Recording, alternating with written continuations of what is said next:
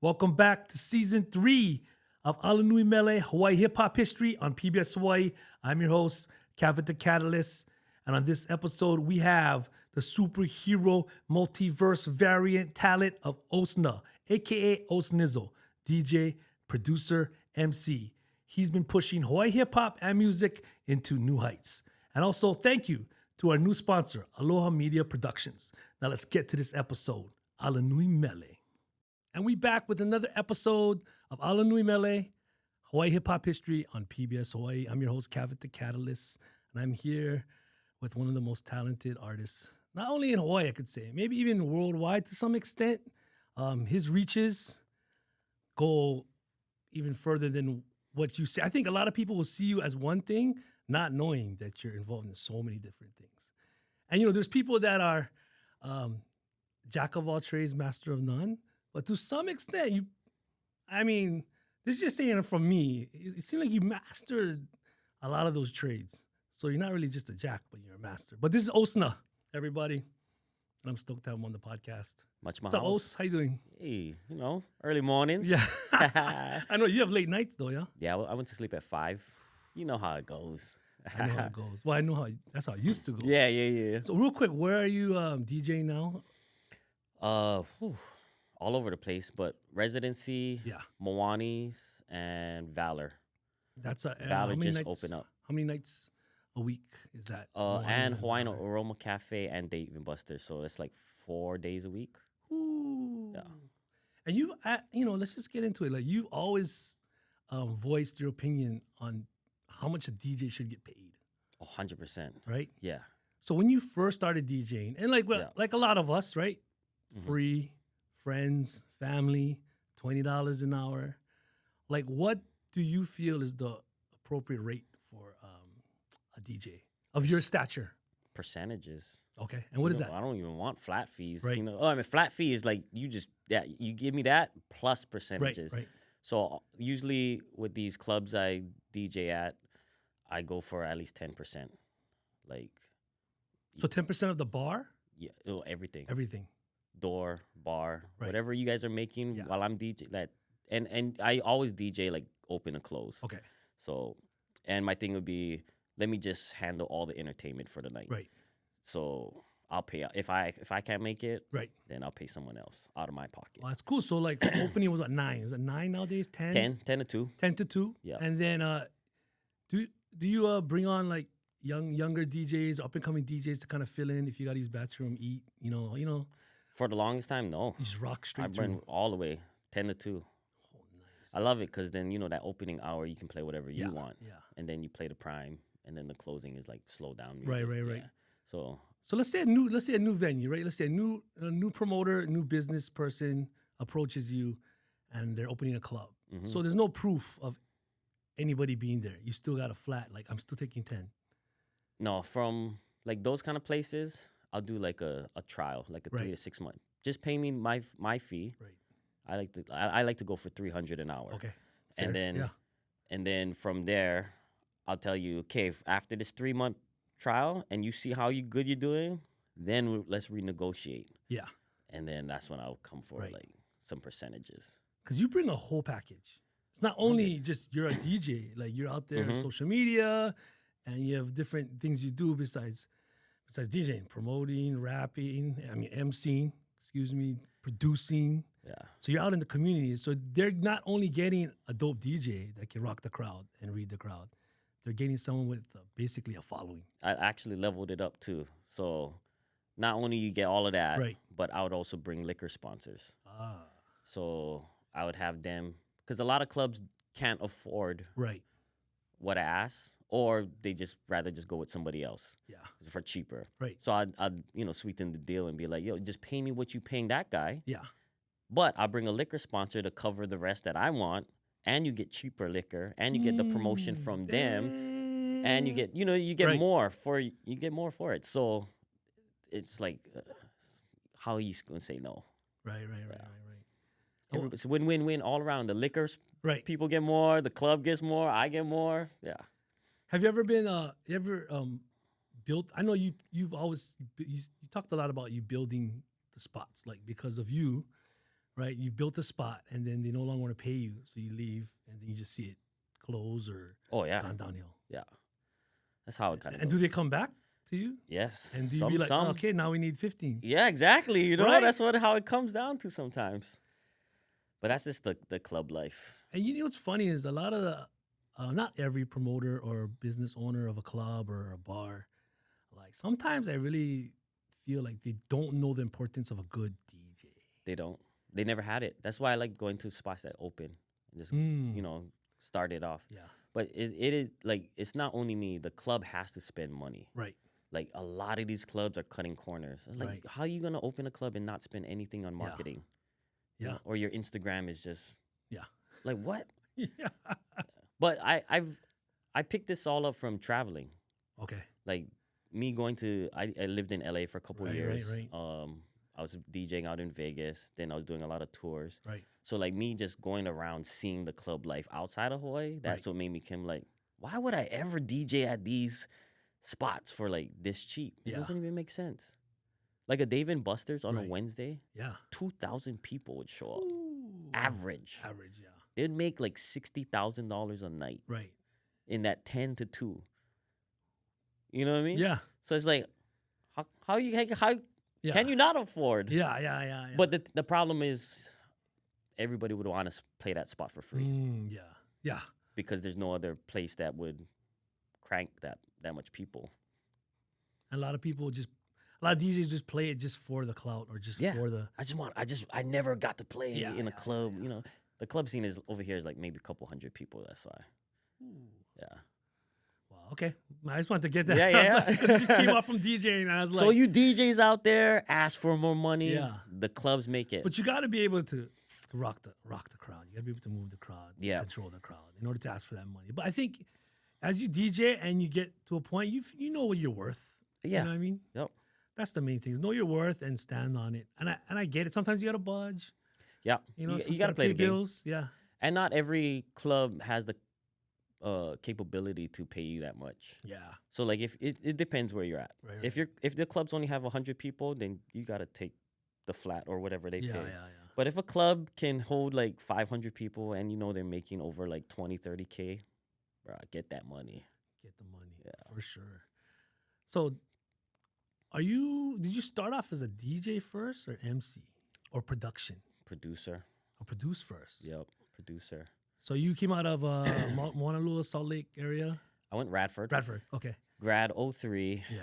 I was a skater. Right. What drew you to skateboarding? What? Yeah, what kind of drew you to skateboarding? My dad got me a board when I was in elementary. Yeah. And I would just skate around. I actually had to like skate to school. Okay. It was either catch bus, skate, or bike. Bike. But yeah, walk was too far. Yeah. So I got a skateboard. I wasn't really hardcore into it. Yeah. But when I was in school with Chris Case. Okay, yeah. Oh. He was top. He was a top dog. So did you skate Hickam at all? Yeah, I used to skate Hickam. His dad opened up Hickam. Yeah. So when I met him in elementary, that's kind of when I got into it more. Yeah. Because I saw someone who was good. Yeah. You know, and it's like, damn. And he brought this one clip of him from the newspaper, him skating when he was 2 years old. I was like, what?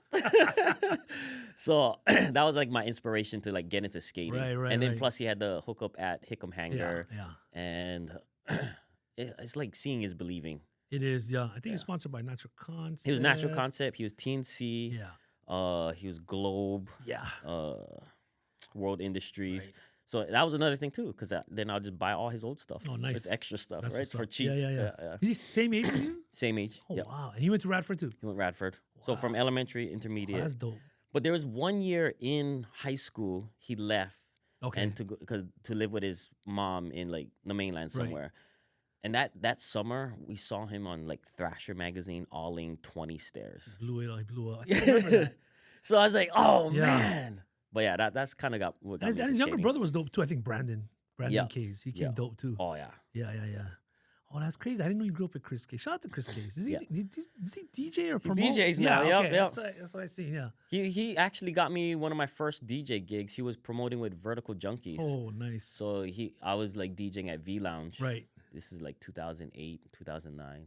Wow, one of your first DJ gigs. Yeah. Well, because I just got into DJing. Okay. He saw me post about it. He's like, "What? Hey, I need a DJ." Right. Yeah. Oh, he was promoting then at that time. Because they were doing like 7 days a week. Yeah. So Local junkies. fill in. I was like, okay. Oh, that's crazy. So skateboarding. So I mean, I seen footage of you skating. Right, he's pretty dope though. Yeah. I was skating every single day. Yeah. And back then when I think about it, like, dang, I could skate for like 5 hours in the sun, no flask. There was no Yeah, there there was nothing no to get flask. What is that? What was water? What is water? What is water? Yeah. Same, bro. We used to skate. Dude, I grew up in town, so I grew up in Kapahulu. We would skate all the way to Wallows and Kalama Valley. Yeah. Kaimuki. Yeah. Because we didn't have money for hills, bus. Bah. Yes, that's how it came down to, right? You skate. Well, we'll go Yeah. skate. We'll go skate Kaiser. When we were in Kaimuki Park, like shoots. When Ala Park opened, that's when I was there a lot. Okay, see, Yeah. you just go to Ala and skate over there. Just skate. Do you remember any of the guys that were good back then when you were at Ala? Because I think right around that time they just renovated Ala, yeah, to make it They just renovated. put everything in the middle, to put all the obstacles in the middle. You know who's ripping? Mako. Oh, okay, Mako. He Yeah, was- shout out to Mako. That's the homie. Yeah, he was Him ripping. and Sean Payne. Sean Koku Payne would boys. come. Oh man, Sean Payne is a Sean murderer. Payne was crazy. You know, Sean Payne was one of the first guys I met that would be looking for like the thrifting. Oh yeah. Right, he would go and like when we became friends through more through hip hop and my radio show, and of course I looked up to him like freaking skate god. He'd be like, "Hey, Kevin, yeah, I found this machine at Goodwill." Like he talked about like machines and analog stuff, and I was just tripping because I still looked at him like I was still like fanboying on Sean Payne, but I didn't know like he's like hardcore thrifting and digging. Yeah, that's what's But up. for more machines and all kind of weird stuff. Yeah. But shout out to Sean Payne. I never thought I'd say his name on a podcast, but shout out to Sean Payne and Mako. Yeah. Koku skaters. Chris Wong. Oh, goes yeah. by Oh. Apple Nuts. Apple Nuts, yes. He's an Aliamano boy. Oh, okay, He okay. lived right okay. down the street from me, so we grew up together. Oh, nice, yeah.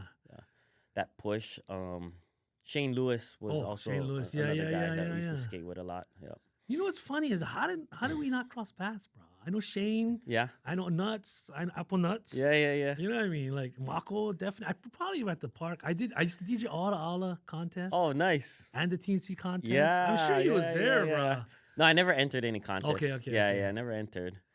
I just skated. Right. Yeah. And then when did so what was your, because I mean I know a lot of skaters got into graffiti, got into hip hop, Yep. DJing, rap. It's like a natural creative progression, I feel, for a lot of skaters. Like 100%. when did you feel that transition?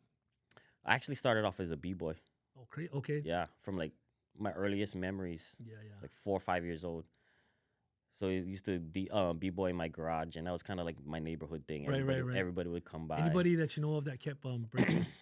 Mario Abayo. Oh, Yep, b-boy Mario. wow, Mario's nice. Yeah. So that's funny. So like I graduated with him too, Radford. He went to Radford. Yeah, I 03. didn't know that. Yeah. Shout out to Mario. Yeah, he was the only one Amazing. Yeah, Amazing. he's the only one who stuck with it. Right. And he was a good golfer, if someone told me he was a golfer. Yeah. But yeah, that was like we would b-boy in my garage, and then like some of the OGs would see like us, Yeah. and then one of them gave us a mat. Oh, nice. Just like so we could just roll it out. Yeah, the slickness like of it. like Yeah. a linoleum mat kind Yep. of deal. Yeah. Oh, that's dope. So you got into b-boying, so through that breaks, Yep. hip hop, all that stuff Yep. that came with b-boying. Yeah. It's actually a funny story. My dad used to be the manager at 24 Hour Fitness. Okay. And there's this box. Back then, they didn't have streaming or whatever. You Right, actually had right. a DJ to play music in the gym. So there's this box of, it said trash, and it was full of CDs. And my dad's like, "You guys are throwing this away?" And then the guy was like, "Yeah." He's like, "No, I'm going to take this for my son." Right. Gives it to me. I'm like 2nd grade, 4th grade, somewhere in Did elementary. he know what it was on those CDs? He didn't know. He just saw a box that said trash, and he's like, I'm not letting this go to waste. So he drops it off to me. He doesn't know that the reason they were throwing it away is all explicit lyric CDs. So now I'm in elementary, Right. and I have like Doggy Style, Chronic, NWA, What? Biggie, Tupac, Busta. What did he all think of was these. on it? I don't know what he thought. He's just like, oh. free CDs. Yeah, free you know CDs. what I mean? Yeah. Like, yeah. And this is what grade? This is maybe like 4th grade. Dang. Yeah. I wonder why the person threw away the CDs though. No. It's in the gym couldn't play it because it was explicit. Oh, That's I why. see what you So mean. 24 Hour Fitness had to Right, get right. rid of all the Yeah, CDs yeah, that yeah. like, yo, someone ordered the wrong. You're Right, like, we need the clean ones. Clean edits, yeah. Yeah. And back then they would order the whole CD. Like, let's say you want Biggie, Right. I love it when you call me Big Yeah, Papa. you need the whole- But then the rest of the album is Right. wild. Yeah. You know, Yeah, it's yeah, like yeah, ready yeah. to die. Right. Yeah. Oh, so you got it. You pop it in. You're like, Yeah. What? And then my family saw that I was super into music, so I know one Christmas I got the actual big boom box, you know, with the CD player, the 2 tapes. Yeah, and, yeah. And then I'd start making my own mixes with right. CDs that I had. So at that time, that was like early 2000s? Maybe? Nah, No, I was born in 85, so this Okay. is like the 90s. 90s, This okay. is peak 90s. Yeah. Oh, nice. Oh, so you're kind of like one of those in between like my era and the old school era. Yeah. So you're kind of like in a good, that's why, like a good period Yeah. where like you're still young, but you got to touch it like the old heads and stuff like that. Yeah. So when did you get, so through that b-boying and then like exposure to those CDs as well as to all the music you listen to, b-boying, which is one thing good about b-boying and breaks is you can dance to anything. Yep. So it could be like 60s, 70s break stuff, funk, soul, all the way to like 90s boom bap stuff, and even to some like housey stuff. Yeah. That's one thing about b-boying. Well, the b-boying that I came up in that feel like they really are educated with music, whether they knew it or not, Yep. just from dancing. You know what I mean? Where 100%. nowadays, you talk to any kid that's a rapper, they They don't know nothing. They know nothing. Yeah. But anyway, so you got into that, all of that. So when did production start? Production and MCing. I graduated high school 03. Well, I didn't graduate, but I was supposed to graduate. Didn't graduate? No, I didn't graduate. GED or just drop Nope. out? I missed it by 1 credit. Yeah. It was my English teacher. Right, She's right. just like, you have to read these books in order to How ironic. graduate. And I was like, English. so if I don't read these books, Right. I automatically fail? So what's the point of even trying then? Yeah. So I just didn't even try. Oh, that's I, classic. I dropped out of that class and Okay. took like culinary class Oh, that- because I wanted to eat. But yeah, 03, I was skating Yeah. at Ala Park, and my friend Kaipo Kapua. Okay. Uh, Did Kaipo skate too? yeah, he was a skater Oh, too. shout out to Kaipo. Yeah, he went to Mauna Loa, Right. and he wanted to sell me a CD of him rapping. And Oh, he rapped first. so he's like, $10, bro. Come on, support. And Oh, he was in high school. He was hustling. Yeah. man. I Well, love he's still it. I love hustling. it. And I told him, you know what? We'll go play skate. If I beat you, Right. I get the CD. If Yeah. you win, I give you the 10. Explain what skate is real quick. You know, just copying each other's tricks. Right, So if like I do, horse for back. yeah, like horse. Like if I do a kickflip, you got to do it. Right. If you don't, you get the letter. Okay, so he has played skate. Play skate. I won. Then I popped in the CD when I was on my way home. Right. And I was like, yo, this is pretty good. And in my mind back then, Right. I'm thinking you had to be like in a legit studio to make Especially album. on a CD. on a CD. Yeah. So What was I his hit MC name? Anonymous. Oh, nice. Yeah. Oh, he was about that lyrical miracles, huh? Yeah. Okay. And then I was like, yo, where'd you do this at? Right. He's like, oh, at my school. I was like, what? He's like, yeah, Mauna Loa Gilman recording studio. I was like, oh. Look. I was like, yo, I have like some songs I want to record. Right. And he's like, okay, bet. And then I went to Mauna Loa, did it. You're still in school at this time. You're still a rapper. I graduated. You just graduated. This is 2004 because he grad 2004. Okay, so he's 1 year younger then. Yeah, 1 year younger, or 2 years, one of those. Yeah. But I went to the school, did it, and I already had a good computer setup from doing like video Right. for like skating and stuff. So my computer was good. So what he did was take the program from school, put it on. I think back. Oh, what was it What called was back it? then? Acid. It was before Adobe took over. It was called something else before Adobe Audition. Okay. But that's Cool Edit Pro. Cool Edit. Okay. Yeah, I think that's what it was, Cool yeah? Edit Pro was clutch, bro. If Yeah. you are a 2000 producer, Cool Edit Pro That was the clutch. one. That was the one. Yeah. So yeah, he gave me that and Fruity Loops. Oh, nice. Before his FL Studio. Yeah, that's the standard right I there. think it was Fruity Loops 3 or 4. That was the one. That's what. So he taught me the Okay. basics. Oh, nice. And So wait, Mauna Loa was teaching these They was teaching students. That is so dope. Cool Edit and Fruity Loops. Yeah. So he got the rips of that, or got that? Got those rips, put it on my computer. Right. And I think the problem with him at school is you had to like reserve times because you only really had a certain amount of time that you could actually use the studio. Right. And a lot of people were using it. Yeah. So then my house became, when I built my studio in my room, that became like the spot studio, for like everybody around my neighborhood. Oh, nice. Yeah.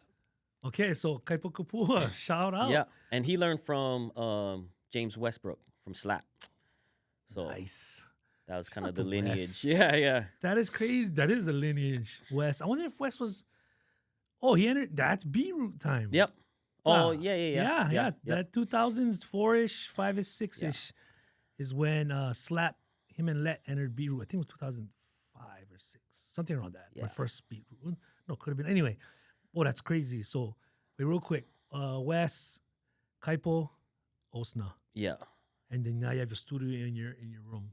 I have my studio in my room. I'm recording all kind of people. I think what beats are you using? Huh? What beats are you using? Beats? Yeah. I'll just you're making beats. Yeah, too. making beats. Okay. I'm just making beats. On the Cool Edit. No, on FL. FL. Yeah, Fruity on FL. Loops. Okay. Yeah, and at this time too, I had a lot of records from my parents, grandparents. I was sampling a lot of stuff. I was doing a lot of Timbaland, Pharrell, Kanye, Just Blaze. That was kind of like my inspirations. Yeah. But this is crazy too. I also went to school with Jamie and Compose. Yeah. They went That's to right. They went to Radford too. So in 2001, 2002, they like won the world championship. Yeah. DJ competition. Right, the DMC. And I was like, yeah, whatever, world champs. Yeah. You know what I mean? And then they come with the video, right, you know, and yeah, I'm like, what? World champs. And I always grew up, shout outs to his cousin Robert Amaranto. Okay. That's my best friend from but they're first cousins with Jamie and Compose. That's crazy. So I was always at their house. Yeah. They live behind Ice Palace. Right. Elite Plantation. And they would just do all kind of crazy turntablism stuff. Yeah, so in my head, DJing was like out of the picture. Okay. Because I'm like, yo, whatever you guys are doing, I could never do that. Yeah. But Serato came around. Right around after I graduated. Okay. So then they gave me Serato. I was like, oh, okay, I can do this. Right, This kind of DJing, right. Yeah. I could do this. Yeah. And that's how I got into DJing. But I would do a lot of stuff for them. Oh, okay. So they would be like, yo, I need a remix to this. Oh, yo, can you flip this beat? Yeah. So they were kind of like the challengers for me. Right, like, yo, right. do this. Yeah. And that's kind of how I got into like production. Yeah. But that's how I started. And remixes and edits and all of that stuff. At the same time, you're making beats. So, you know what one of them is? Rebel Soldiers, first album.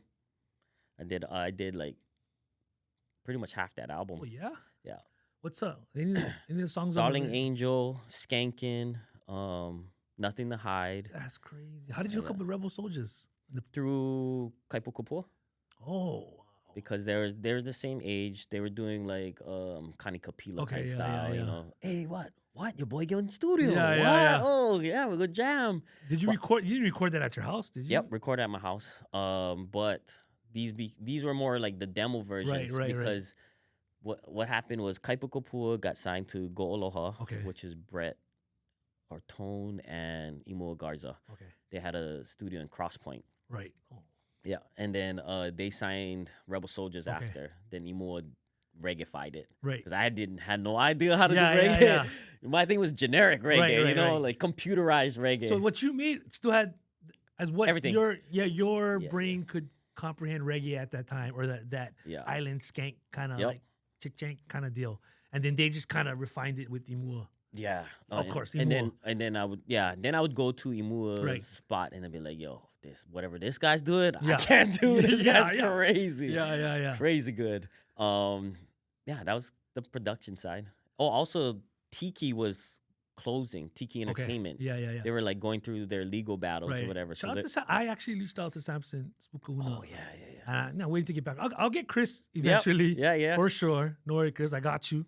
Everything's in due time. But yeah, I want to try to get Spooks. Yeah, you gotta get them as soon as possible. So they're closing down. So you grab studio stuff from them? No. A lot of their people came to my spot. So Chris Dowes was one of them. KPT boys all came through, and it just became that. Right. This is at your house still. This is at my house. Yeah. So at the same time you're doing all this, were you rhyming at all? Nope.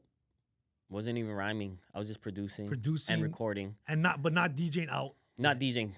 This is like I didn't start DJing till like 2008. So this is like 4 years of production before like I became a rapper because my friends just were tired of writing 3 verses. Oh. I became the 3rd verse rapper. Okay. Like, you know what I mean? Like we're there for like a couple hours. They're writing. They get the 2 verses. You know what, bruh? What? You can jump on the 3rd. You know, just like finish this. Because back then it was like speak on it. You go on in a session. You want to finish that song. There was no like, oh, we come back tomorrow and finish this up. Like, nah, I'm trying to play this in the car today. There was no chorus, 1 verse, chorus. No. 1 hour minute 30-second song. You gotta do 3 verses. 3 is like chorus, verse, verse, maybe a bridge here and there, breakdown, but it was like 3 verses at least. Yeah. It was like 4 minutes. But you see how like society changes like the norms, the norms back then was the 3 verses. Yeah. And you know what? Honestly, it's hard to write 3 verses. I said this to people. The reason why people can't release full-length albums anymore, because it's hard to write 3 verses for 1 song and multiply that by 12. 10 songs. 100%. Right? Like, I think the capacity and the way the culture's moving doesn't yield to that creative pause where artists can sit in a studio with their producer and maybe like their boys and write and record and come up with 30 songs, then pick 10. Yep. It's almost like, here's the beat, do it at home, send you the lyrics, master mix, put them out already. Yeah. I like that. Like, I still get it today. People trying to email me stuff. Or I'm like, no. We just come to the studio. Right. Let's just cook. Yeah. When was so when did you decide to transition from your house studio to like, I think I can do this and open up a studio? So then we're around the 2007, 2008. This is when I started recording Sean J. Okay. Sean J was like this North Shore rapper. Right. But he was like, I felt like he was like the most legit rapper that I was recording at the time. As far as like, he had his things together. He had like, how'd you link up with him? A label. I was putting out beats on SoundClick. Maybe SoundClick, it was called. okay. I think that's what it was called. And MySpace. Yeah. And he hit me up. He's like, yo, let me get these beats. Right. He came in one day and he's like, yo, let me get all these beats. Oh, that's crazy. Yeah. He's like, yo, I mess with you. I was like, all right, cool. And there's like, he had a label. I think, I forgot what it was called, but was he the guy? He was the first person who paid me for beats. Was he? Oh, nice. Yeah. And that's clutch. Yeah. So was he the guy on the Source mag? Yeah, I think so. The surfer, half black Hawaiian. Yeah. That's the one. And we, you know, honestly, nobody knew who he was. Yeah. I remember. You know why? Because he started his career in Florida. I think he went to Full Sail, and then he learned how to engineer and did his career out there. But he's from here. But he's from here. North Shore. Yeah, somewhere in North Shore. Oh, interesting. But through that, he was trying to tap in more with the Hawaiian. So then he got IA on a hook. Okay. Because IA just dropped Come On a Classic, and then that's how I met IA. Oh, through Sean J. Wow. Okay, that's crazy. Yeah. And then you started working with IA, and then IA introduced you to Spaz? Yep. And you're not you started rapping? Actually, yes, kind of too. So I was also doing stuff for Original. Okay, shout out. Yep. And he had connections to Dr. Wiz. Right. Who was a partner with Spaz for the This and That show. Yeah. He did all the graphics and stuff like that. Right. So it was like a connection between Al, IA, Dr. Wiz. Right. And Dr. Wiz is like Foster Village too, so in my hood too. So and then that was like Spaz. Spaz had this studio in Kaimaki, and I think at the time I was at my house. He brought IA brought Spaz in for scratches. Right. That's how I met Spaz. Oh, okay. Did some scratches, and then he was saying something how someone's moving out of his. Do I want to take my studio from my house to his spot. Right, in Kamiki. Yeah, in Kamiki. So I looked at it. I was like, yeah, we'll go try it then. It was cheap, was easy. And then that's kind of my first studio outside of my house. Wow. But that was like the step because now I got to pay rent. Yeah. You know? Like, at that time, were you working any other jobs? That time I was Pizza Hut. Pizza Hut. Costco's Pizza Hut. Okay. So I do like the Costco's overnight.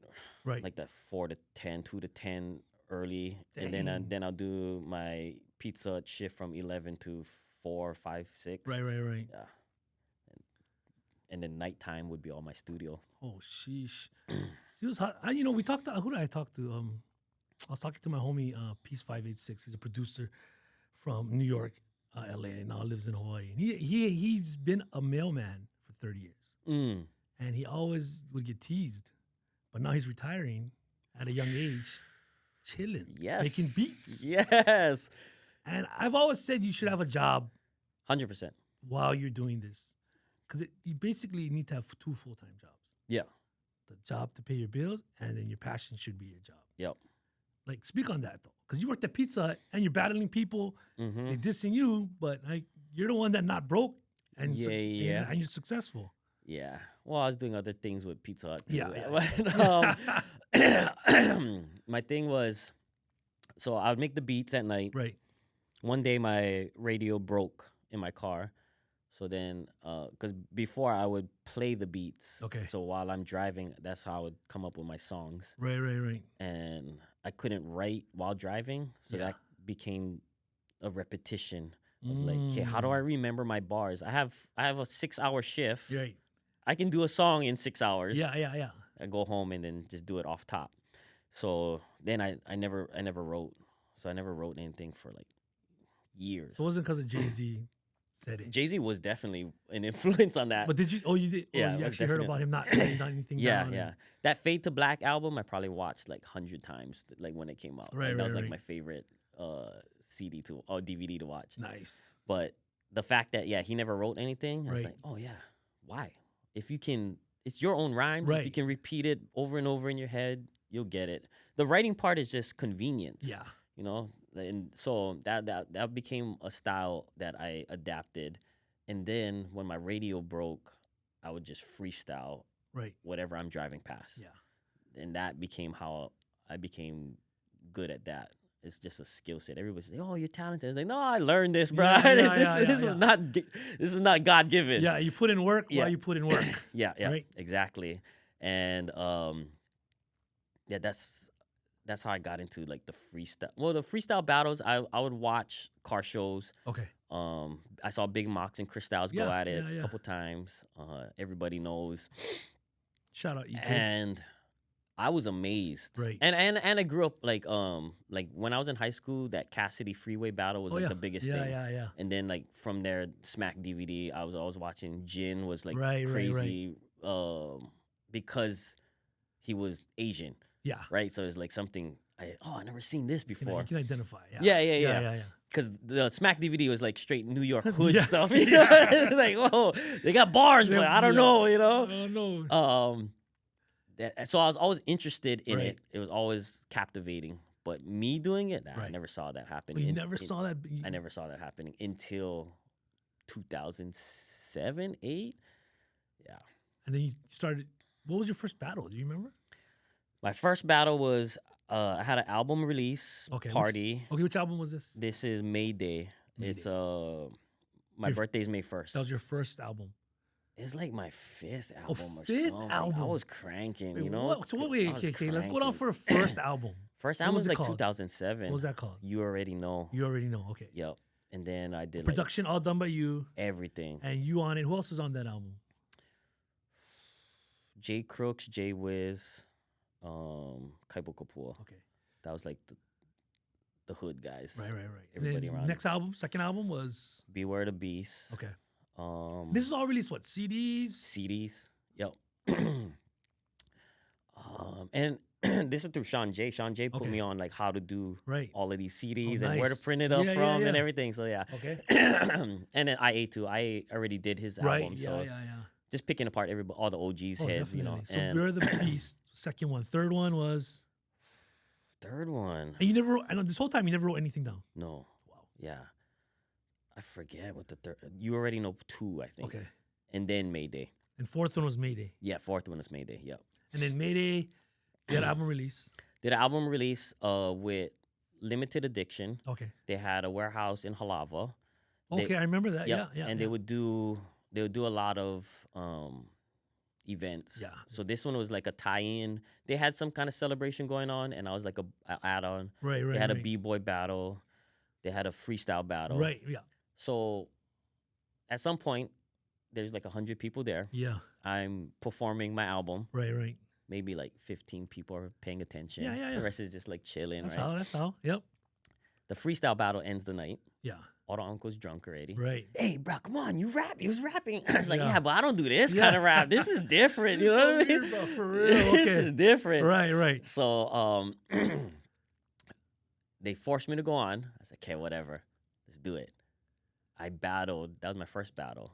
And it You was remember like, who you battled? I battled Pre. Oh, Pre. Pre was Okay. part of this limited addiction movement Right. at that Yeah. time. Shout out Pre. Clay D. Clay D. I remember who that is. Yeah, he's a white kid from Ever Beach. Okay. Super sick. I like him. Yeah. Yep.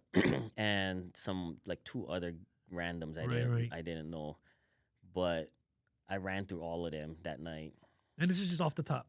This was off the top. I think like that day might have been the UFC fight earlier with BJ Penn and GSP. The second Wow. one where it was the Vaseline. Oh, okay. Yeah. So something I said a line Yeah, around you there tied like, it you ain't gonna in. beat me Yeah. like GSP or whatever. GSP, Grease up, whatever the line was, yeah. and they went crazy. That was like the Nice. first round too. So, Oh. yeah, so everybody was like, no. And then that was, and everybody, 100 people are watching this part. You know, so Yeah. I went from 15. Right. Damn, I spent like 6 months doing this album, Yeah. and 15 only people. Yeah. off the top, Right. everybody is Yeah. into it. I said, I'm just gonna freestyle Yeah. battle. But my thing was I wanted to be the gatekeeper Okay. of freestyle rap. So like everybody, this is the time where like YouTube is hot. Yeah. And then like everybody's like keyboard warriors. Yeah. You know, and like I never heard of you. Yeah. Like, bro, I be out in the scene. Yeah. I see everybody come down. I be going down to the ciphers at Ice Palace. You know, so I go to the clubs every What year single was weekend. this? What year was this? This might have been like 2008, 9. Okay. 2000 around there. And then so they want to like reach the top. They want to battle like EK, Big Mox, and Chris Styles. They think they're the best. Like, no. You got to go through me first. You know, battle me first. Right. And so that's when Limited Addiction. After that battle, Limited Addiction opened a store in Kalihi, Dillingham Boulevard. Yeah. And every first Friday they would have events. Shout out to Trey. Yep. Shout out to Trey. Yeah. And that's And Dez. Yeah. So they started having battles there right Start after having that. battles at the store, and then that's when Who's some of the names that battled at the store? nobody because it was all internet keyboard warriors, bro. That's what it really was. So the junk thing about that was I had no idea who I was battling. It was just a name. You know what I mean? Oh, yeah. So when you show up, okay, So you couldn't prepare at all. There's no preparation. Yeah, because at that time, older heads like me, like we weren't battling anymore. We weren't really out. A lot of us, we're just doing grown man things. Yeah. You know what I mean? It was a young boy sport. Yeah, definitely. Yeah. And I was keeping in touch. That's one thing. I love hip hop, Hawaiʻi hip hop especially. So I'd always just tap in and just keep my eye out, keep checking. Yeah. But I mean, I was a young dad, so you know how that goes. You know what I mean? But I kept up with pretty much everything, to a point where I knew what's up. You know what I mean? So everything would be like Osna. You know what I mean? I always kept me up to bar. Yeah. Shout out to IA. So then, I've seen some battles online. So who are some of the guys that you battled there, or some of the guys that had battles? I mean, the one I always get is the Jordan the Panty one. Right. That's the one. So yeah, so that was the one. That I seen online, and Did I see the limited addiction video first, or did I see the Pizza one at Hut, the Salt Lake Park is the viral one. Yeah. So how did that's that round happen? 2. That's round 2. He was a keyboard warrior guy. Yeah, he was talking so much stuff on YouTube, and I just called him out. I said, "Yo, first Friday, bro, we have this event. Show up." He showed up. He showed up? He showed up. Hey. I was like, hey, okay. Okay. But he came ready. But he was prepared for me. He was a baseball player? He was high school. He was a high school kid when this happened. I didn't know this. That's crazy. But yeah. I think it was like his senior year or something like that. Yeah. So yeah, he came through. He battled. He did good the first round. Well, did he freestyle? Was written? Was written. It was 100% written. It was 100% written. Second round, you could tell because he choked. Wait, real quick though. Back when I hate saying this. Back when I came up, it was like freestyle. You had to freestyle off the dome. If not, you get called out on it quick. Right? It was like off the head.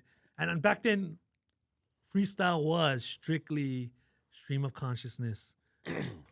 Everything around you, you're just picking apart somebody. Yeah. And, you know, eventually it changed. You know, I mean, I think it was LL Cool J. LL Cool J was like, no, freestyle is it's written rhymes and you pick apart from it and everything. Free of style. Yeah, free of style. Yeah. But I mean, but at that time, it didn't seem like people were that militant anymore. If it was written, Yeah, they didn't care. Yeah, they didn't care. Yeah, Because grind time was super popular at that time. okay. And grind time was treated more like MMA fights. Right. Like, hey, this guy's going to battle this guy 2 months from now. Yeah. Prep. Yeah. Because you get the better content that True way. that. Yeah. That's what it really came down to. Right. But always, the freestyle element of it is what really caught the crowds. Always. Because it's like, damn, you came up with that right there? Yeah. More respected that way. Yeah, I think that just shows talent. You know what I mean? And that's, to me, it's not even talent. That's developed. Yes. Through just reps. Yeah. It's like it's a sport. Yeah. Right? Just mental reps, bro. Be able to pick apart people from their hat to their eyes to their hair to the, and of course, if you know personal stuff, then that throws it all. That just throws it all out the window. You know what I mean? So then you battled Jordan at Limited. Second round, he choked. That's how I knew he couldn't freestyle. Right. So, and he was like, damn, he wanted to get back at me. What? So you gotta respect that. Maybe like a couple months later, he shows up to he finds out I work at Pizza. Right. He shows up to my job with his friends, and they're like, you're like, you work at Pizza Hut, bro. You're not a rapper or whatever. Right. And it's like, I'm not rapping about anything else. You know what I mean? So, I had to call him out. I was like, he told me I'm not from the hood, from Salt Lake area. So I was like, okay, I'll battle you at Salt Lake Park. Pick the date, whatever. He picked the date, time. Showed up with his friends. I showed up with my friends. He came with 5. I came with 50. Yeah. So it was already like, damn, bro. And all my people. And I grew up playing basketball at Salt Lake. Okay. That was like my like league. Yeah. Salt Lake League. And so all of my friends was the older brothers to his friends. Because we're separated maybe by like 7 years. Oh, yeah, we have like an 8-year difference. Something crazy. But yeah, so like all my friends was like, hey, what you guys doing on that side? Come on this side. Then he only had like 3 guys on his side. You know what I mean? And then we battled at the park. And then that one, I called him. I think this one went viral because I'm in my Pizza Hut uniform. Yeah. You know what I mean? So that's like another thing, like another element of it. Yeah. This guy knows shame. Yeah. And then I called him out because when I rewatched our battle the first time at Limited Addiction, he bit all those lines. Oh. Yeah, so now you're a biter, bro. So then everybody's like, oh, no wonder you was good. Yeah, you know what I mean? It's easy being good if you're just going to pick apart everybody's bars. He'll do that. But he was but the thing is, he's high school. He's high know, school. Yeah. He wasn't from the culture. I mean, he wasn't from. He obviously grew wasn't a up, hip hop head. Yeah, he grew up watching YouTube battles, right? So he did take some bars, and I think that's where it came out. But from that battle, that's when I knew like I had to step up, and that's when like I set up the battle with Mox because everybody wanted to see that. Yeah. Well, you versus Mox. Yeah, everybody was like, yo, when was that? Where was that one at? That was at Shaq. Okay. Wiki. So yeah, after that, I get into the DJ world. Yeah. Wait. On that bill, who else battled? You versus Mox. There's a bunch of people. No, not that one was me versus Mox. Okay. The one after that was Mox versus Fredo, Chris Styles versus Mike Phenom, and me versus Young Throde. Which guy is that? He's from Nanakuli. Okay. Yeah. I vaguely remember. Black kid from Nanakuli. Yeah. They tried to punk me out at Shaq. Was funny. Okay. He had like him and his friends. Right. They surrounded me. But I'm. This is my event. Yeah. So I'm like running around doing all kinds of stuff, running to the door, running yeah. to, doing all kinds of things. And I think they thought I was by myself because I wasn't really. Yeah. So like 5 of them was like right behind me. You ready to battle? My ball going. And then they didn't know. So like everybody started coming, like security, my friends. So there's like another 50 people around that circle. Hey, what's going on over here? You know? Yeah. And then they got shook. And then we battled, but he messed up. This is where he messed up. And this was another fight, was the Pacquiao Floyd Mayweather. Ooh, is that the same day too? No, not the same day. But it's coming up to that. Right. And he had a line where he said something about Mayweather beating Pacquiao, and he did not read the crowd because this is all Filipinos in the building. And they booed. Oh, they I booed. Was there, but I don't remember. There's a boo, and he lost his train of thought. No way. And then he choked. Shook. And then I in the next my round I flipped it, and yeah. But that was like that battle went viral too because I won't name them, but somebody was so mad at me doing like chicken and waffles and watermelon jokes because I had no idea who this guy was until he showed up. So I was using stereotypical jokes, and he threw a chair in the back. He's like, remember "What that. is this?" Yeah. So then that's just the battle culture in Hawaii. But obviously that guy didn't know what entails battling. Like, it's gonna come cutthroat. Racist. Yeah. Right? It's especially if you don't know anything about him. All you know, he's black. Yeah, that's it. Like, what? Like, come on, it's a battle, bro. Yeah. If the guy's Japanese, Asian, 100%. You know, if he's Hawaiian, you know what you're gonna get at. Yeah. You know what I mean? And you know, at that time, battling was, there's so many battles at that time. Plenty. Shoot, Rucka was battling back then. Yeah. Parless back then. At some point it was like Rucka versus Kaneki, I think, was at that battle with me and Mox. Yeah. But the me and Mox battle was to fund our Angry Locals tour. Because I knew everybody wanted to see that battle, and me and Mox didn't really want to battle each other, you know. But also he was the first person I battled that I actually knew. Oh yeah. You know what I mean? So everybody prior to that, like I didn't know you until you showed up. That battle, it was either you, Mox, or Chris Styles said a line, and I remember it to this day because it was freaking hilarious, about joy of crafting. Joy of crafting. Do you remember who did? Was that you? No, I think it was Mox. I think it was Mox. Chris? It was Mox. Yeah. I was just like, dude, I don't know. And look, I still remember it to this day. Facebook, he scrapbooks and something joy of crafting. Yeah, I was just yo. And then, and to this day, I don't know why that sticks in my head. Yeah. Because joy of craft, I love battles when it gets super intricate, where it's to a point where it's like subculture, culture, and you gotta know exactly. And Joy of Crafting, if you don't know, is this lady named Joy Shimabukuro that I would have on because I'd watch OC16 for sports. Yeah. But Joy of Crafting would come on before and after. Yeah. And she just did crafting. Yep. And it's just there. So when I was in the crowd and he said that, I just started blowing up laughing. Yeah. Because it's like he made that into a diss. Yeah. And to me, that's the best. And that's all it takes in battle rap. Yeah. Like one line, you can hook somebody. Right. Yeah. And the rest can be filler. Yeah, whatever it is. But yeah, that battle funded our whole tour. Oh, that's crazy. Yeah. So that was the first Angry Locals. How many Angry Locals albums do you guys have? So we did the first album, Aloha from Hawaii. Right. I don't know if you want to get into Angry Local stuff now, but no, we can just break down who's in the crew and how did it start and stuff like that. Yeah. Yeah. So Angry Locals is me, Chris Styles, Mox, and Mike 3. Yeah, so what happened? Where's Mike 3?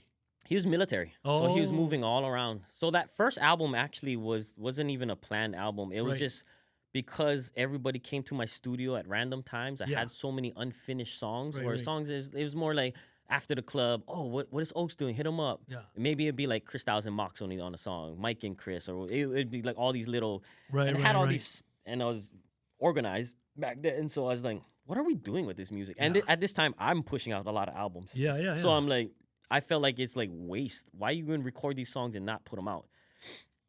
So then I came up with yo, how's about we finish this? And then that's when the group came, Angry. And then I think Mox came up with the term Angry Locals. Was that okay? So was the Angry Locals term based off anything with horror? No, this is pre. Oh, pre. Okay, Yeah, nothing to do with just Horace, just the Nahoku's shafty I hip didn't even- hop and everything like that. No, I didn't even know Okay. that I didn't even know Nahoku existed. Oh, crazy. yeah, honestly, I didn't know. Because I know Freestyles, like he had a whole song, Dear That was Hara. after. Oh, it was after. That was okay, after. okay. Oh, Yeah. because you guys got nominated?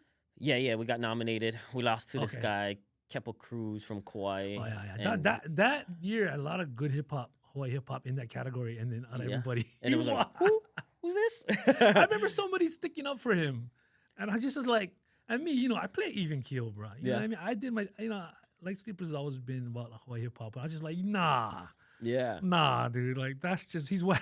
Yeah. I called it straight I up. think his dad had something to do with the committee. Right. That's what happened. I mean, politics. That's how you Oh, so Chris made that song Dear Heart after? After that. Oh, okay. Yes. So Angry Locals just came from Angry Locals, I think, is 2009. just being Angry Locals, Yeah. the name. Yeah. I think we were trying to figure out names, and I think that one stuck. Yeah, We're just throwing names out, and whatever stuck. And that's how we started the group. So it was really a compilation of unfinished songs. Right. Oh, dope. Then the second Who album, decided to go on tour? man, I don't know. I think we just got offers of like certain perform. shows. Like Phil Am was one of them. Nice. And then Mike Trey was living in Vegas, so he got us a show there. And then we kind of just planned around that. And we had like DJ friends that like, yo, I can plug you in this club. I can plug you. It's like, okay, bet. I think we did 5 shows, just West Coast, California. We did like San Diego, LA, Right. the Bay, Vegas. But so that we needed money Right. to do that. So that's why me and Mox did the battle, Yeah. so we could go on that. Smart. tour. It's so funny because the headliner is you and your crewmate. Yeah. And you're using that money to go on tour. Yeah.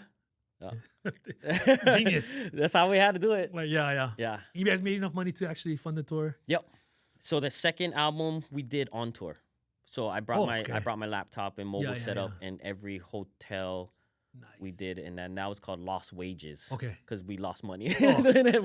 but it was like Yeah. But it was funny because I think Tasha was in Vegas at this time. Okay. So we got Tasha Pierce on a song. Yeah. I remember that And song. that's called yeah. Flip the Angry Bird. Right.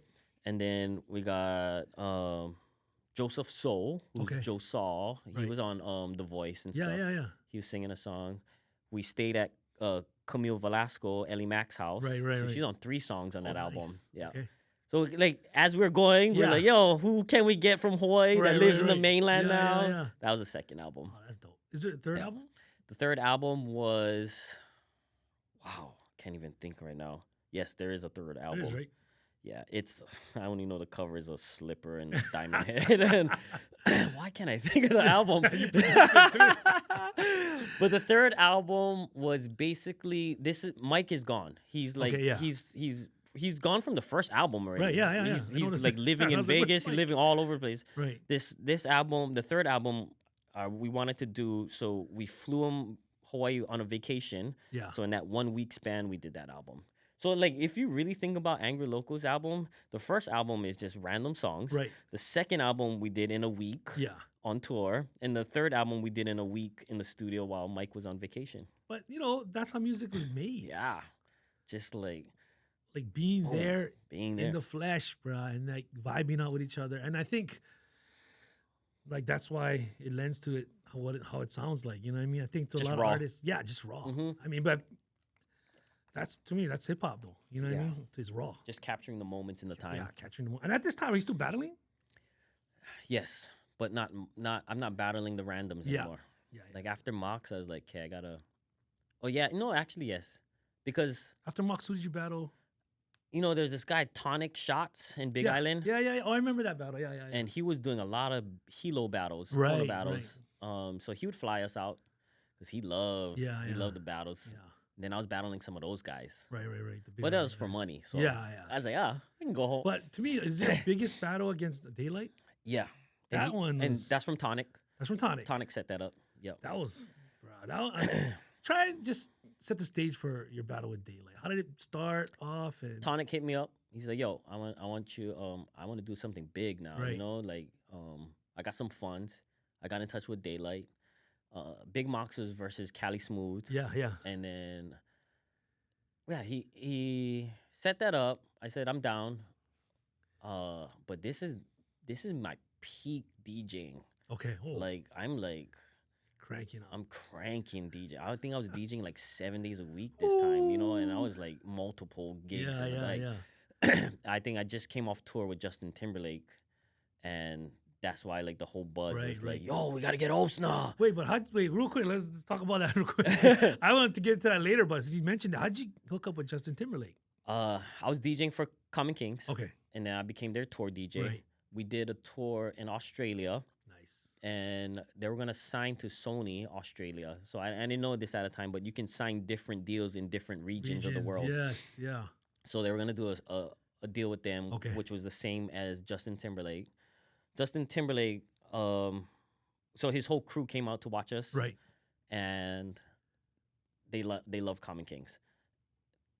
Then Justin had a tour in Australia, and his DJ couldn't get a visa in time to go there. Right. So they asked me to DJ. And you were in Australia already? Yeah. Oh.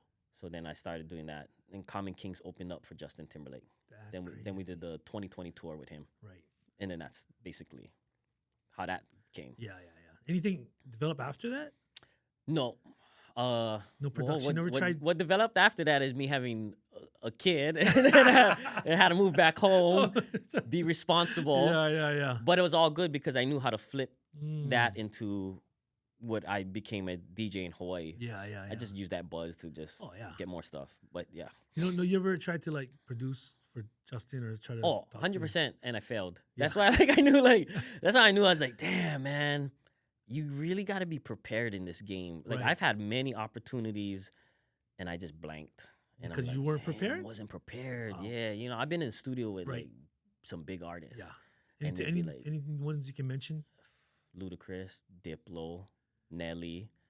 And you didn't have Dr. anything Dre. ready. You didn't have anything ready. Nothing good. Nothing you'd be like, Nothing like stand on. Yeah.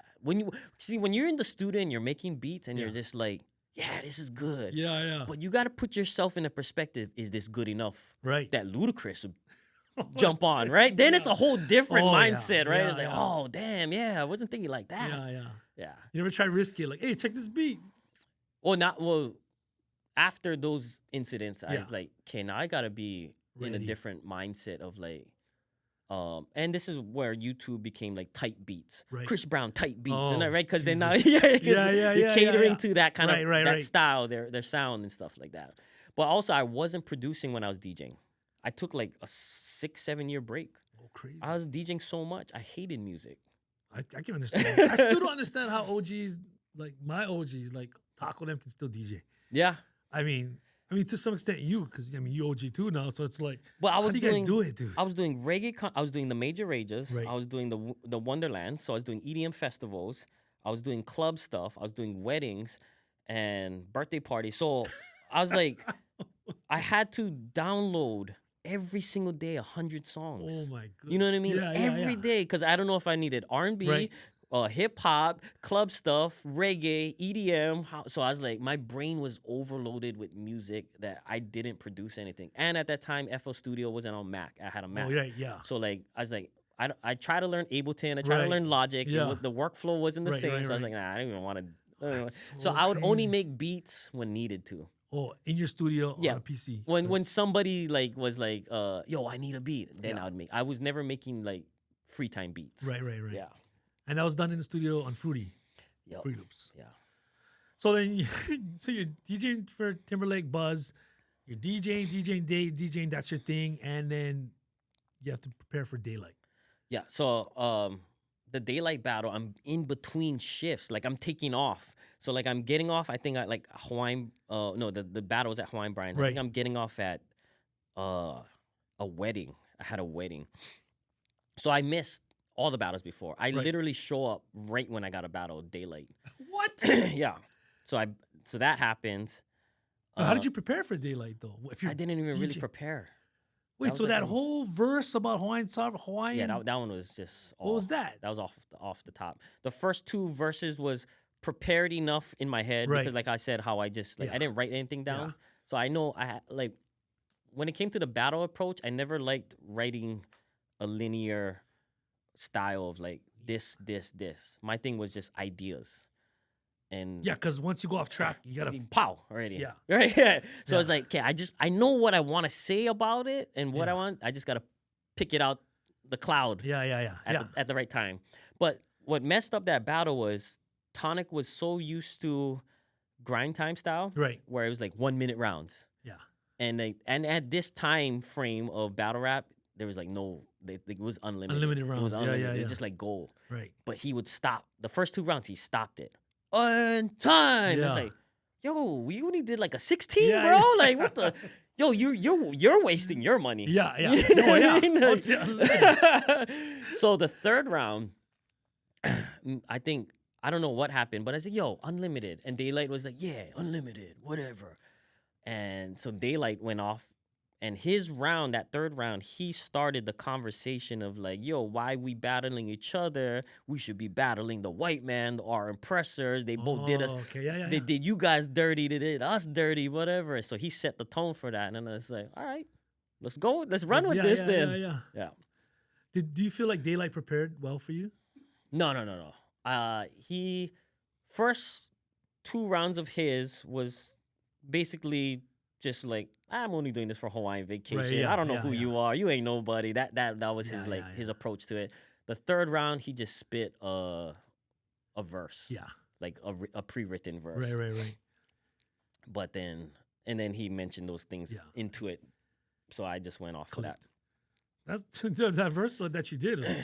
Yeah, that one went viral. That one definitely went viral. Yeah. That was like the first video I think I hit. What is some of the, I mean, I don't know it. I don't know the lines, but all I know is I watched it a bunch of times to pick apart historical value. Is there anything that you could spit? I mean, I don't want you to like go crazy right now. Anything in that? See, my thing is, because there's just like freestyled in the moment, I don't remember any of those things. I can't even pick apart. I was like, how the heck did he put that together? I didn't I'm like, pick I gotta apart ask, so this is freestyle. But like, that was a time where like I did like rapping a lot. Yeah. So, and I was into that whole sovereignty movement. Yeah. So it was just basically things I knew. Information wise, I just had to learn how to put a rhyming word at the end. Yeah, no, that's really what it came to. It's as simple. It really is. I mean, it isn't that simple, but it really is. Once you get the foundation, how to structure. You know, one thing that kind of irritates me, and I get it, is when in battle rapping they repeat it, so the crowd can return it. Mm-hmm. Like they do a bar, and to me, it's almost like swearing. I personally felt like swearing was an excuse for lack of creativity. Yeah. That's just me. Yeah. And I've always gone into that with when I used to like be 100% just rhyming and writing. Yeah. And I still believe that to some extent. It should be punctuated. It should be like a period or exclamation point. Say F. But then when the battle rapping, since we're on the battle rap topic, is when they do that repeating thing and then they wait for the crowd. Yeah. Some guy, it's to a point where you forgot your line, bro. Yeah. You I gotta start over. You're collecting your thoughts, doing that. And that starting over thing kills me, bro. That's what happened with the people I was battling, is because they practice so much in front of the mirror, they don't account for a crowd reaction. So when you do have a good bar and the people's like, ooh, shut, and then you gotta like, I gotta start from the beginning. Yeah. That I don't like that part of the battles. But I think edit that thing out. I think that's why like I don't know where battle rapping scene is right now, but freestyle, that's where the freestyle element of it all, it really lends to it, because you just can pick yourself up and get back to that bar. Yeah. Right? It's like, boom, I'm gonna get back into my consciousness. But I mean, I feel that comes to reps, and I have no idea what is the battle scene like right now. Oh, it's crazy. It's a pen game now. Yeah. It's like flex who has the best pen, and their bars is heavy. You know what is crazy is these dudes from the hood. Yeah. And it's to some point where I'm feeling, is this guy an actor?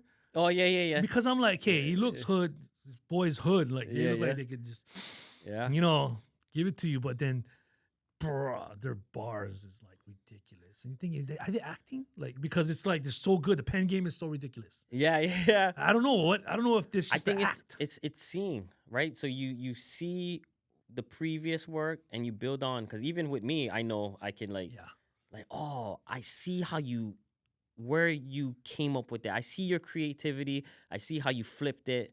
Now, how can I apply that to my own? Right. And I think it's just been leveling up every few years. People just, their bars just. But what about in Hawaii? It seems like it's dead. Oh, Hawaii's dead. Yeah. I feel like I was the only one actually keeping it alive. Yeah. That's why. No, for real. But it was because prior to me, nobody's Yeah. filming these battles. Yeah. So if you don't, in today's world, if it's not on video, they didn't exist. Yeah. So I only started filming my stuff because I was a videographer for like skating and stuff. Right, so right, like, right. you know, just hold this camera, just Yeah. put it out. But then also the venues, right? 'Cause I was working at Shack as a DJ, so I got Right, deals right. over there. So like, where would you do the venue? And right now, even still to today, everybody's like, "Yo, I'll hold a battle. I just want to have a battle." Yeah, you know what I mean? yeah. Valor Moani. Yeah. I was like, "Yo, let's do a battle." But who's gonna But battle? who's a battle? You know what I mean? It's like, so that's another part. Yeah. Is it lack of the Hawaii? Hawaii has always been different with their creativity and music. You know what it is too? Is like nobody wants to be shamed True. forever. Yeah. Like on Instagram or Yeah. whatever social media. Because if you choke or you get like teased really bad or something meme. happened, bruh, it's not. But it's not a then good look. in the States, it was different though. They prep, that's why. And these battlers, they Yeah. make money. Oh, okay. They're getting like 50 racks for A battle. bro. But 10 for the lower guys, but still 10 for a battle. what? Yeah. Oh my god. So it's like yeah, you know what I mean? The more you pay, the more Yeah. serious I'm Oh gonna yeah. take Oh this. yeah. True. You know, that's what it really comes to. If someone paid me 10 grand, Oh. I'm gonna write the best Oh, verse I've yeah. ever written in my life. Yeah. No, true that. True Yeah, that. I might actually start writing. Yeah. You know? Yeah, I can't take this lightly. Yeah. And then that's when you choke. Yeah, exactly. Dang, I Yeah, shouldn't like have damn, did did too much Money. of this. Yeah, Did you get? What was the most you ever got paid for a battle? 1,000. I think that was my going rate. Oh. I was like, yo, just pay me 1,000. Yeah. I'm good. Yeah. I'll battle whoever. So why don't we have battles in Hawaii besides the shaming or just being Organize. Who's gonna organize it? right? Who Lack of organized it before? lack of talent. I mean, yeah. who No, did? I'm 100% there's talent out there. Yeah. Someone just got to organize it. Mm. That's what it really comes down to. Right, But right, battles right. don't make money. Yeah, they don't make money. They don't make anything. You got to fund like all my battles. I had to like pay people Yeah. like out of my pocket. Right. It's like lose money. Yeah. Just for what? Just for our culture. I know. Like, Right. dang. I mean, you know how it goes. I know Yeah, it you goes. Yeah, promote promote events. Like, yeah. Hey, everybody do beetroot. Why? Why? Yeah, because what? I love beats. Yeah. So I did Exactly. 20 years. Where was you, bro? Yeah. Ask me if I made money. Yeah. Crickets. Nope. And I'm it's good. really not about the money at the end of the day. Yeah. It is about the culture and preserving, but it's very time consuming. Yeah. And it would be better off if a collective did it Yeah. instead yeah, of yeah. a one person spearheading it. Yeah. Yeah. I'm still waiting for like a renaissance or a revival of just rhyming out in public at a cipher. It feels like it almost has to restart in Hawaii for Hawaii, and like I feel like it can't just go to a grand stage anymore. I feel like it Like has to be Keith. honed from the bottom again. Yeah. But that's gotta come from a younger, Oh, it's gonna come. from Yeah, a younger yeah. generation. Like you going out there, what does that do? Like it's like you're Osna already. You know what I mean? Like, Yeah. Okay, Osna's here. The next one, Like, yeah. nobody wants to rhyme with Osna. Yeah. You get 8. Like Yeah. it needs like a whole movement of either like a crew, like remember the night marches? Yeah. Like that. They had a whole crew. Yeah. Like they had producers, MCs, they'd battle every weekend. Yeah. They'd be out and about. They'd be at all the spots. And that created Mhm. like that crew just created a movement. You know what I Yeah. mean? And that what helped Hawaii, like that whole crew in general, all those guys. Yeah. Even from like Puna and Qualified and Rucka and all those, that crew and everybody that spanned from that crew, that helped create that movement and helped sustain the battle movement because Yeah. they were battling, Yeah. but they're also making music Yeah. and DJing and producing and videoing. And so You see how long that lasts? was that? Where night marchers at now, you know? Yeah. Yeah. Where angry locals at now, you know? Yeah. Like No, it's like yeah. it's like things that like, man, you only have these runs for like a few before life hits you. True that. Yeah. dude. And I then you're mean, like, everybody lives their life on a priority list. yeah. And like once the bills come or kids come into play, and it's like, damn, this hip hop thing is just getting pushed further down that Right, priorities right, list. Yeah, it's hard to be hip hop. It's hard. Hard to keep it real. Yeah. Yeah. Easy to keep it real, fake. than That's why real. the people who last are the ones that's passionate Yeah. and the ones that figure out a way how to incorporate it into their life. Yeah. Yeah.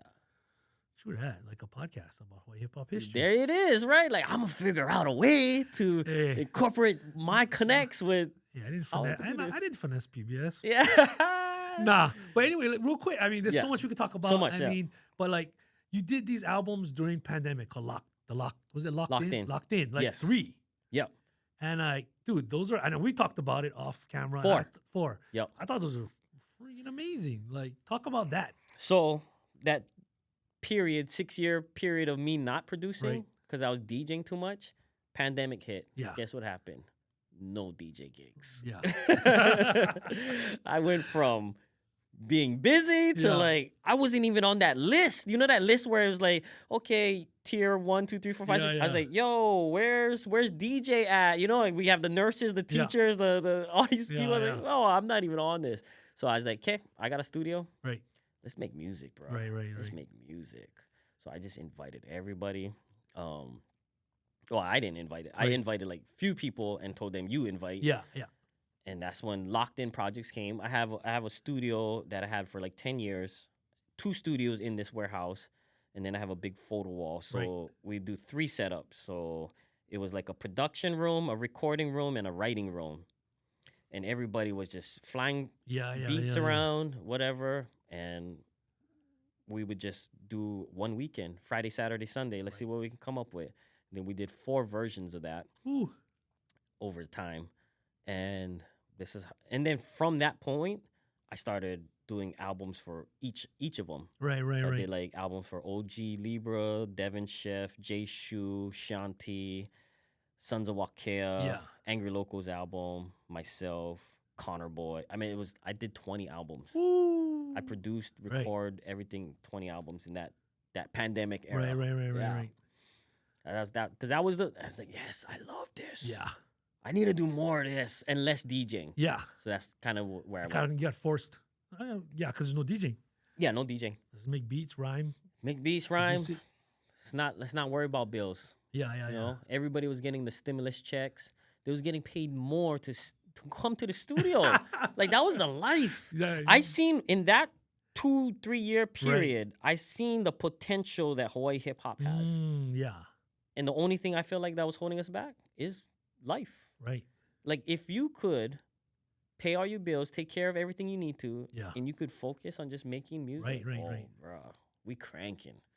Who's one of the most talented artists that you've worked with through your time with your studio? Talent. Man. And this is no knock towards anybody. I think you know who gravitates towards a lot is this girl Shanti. Okay. Every time I play her, people love her. Right. So, but she's a singer. Yeah. She can rap too. She got some bars. Nice. But yeah, she just has this voice where it's like, damn, everybody likes. So she's in life right now? Pregnant. Oh, yeah. Life. Creating life. Yeah, that's better than life. That's better than the music. Damn, it's so hard. I'm working with this guy, King Kai, right now. He's another singer. Yeah. Where did that guy come from? I noticed him on your social media, and he's he's just been coming to the studio. Where's he from?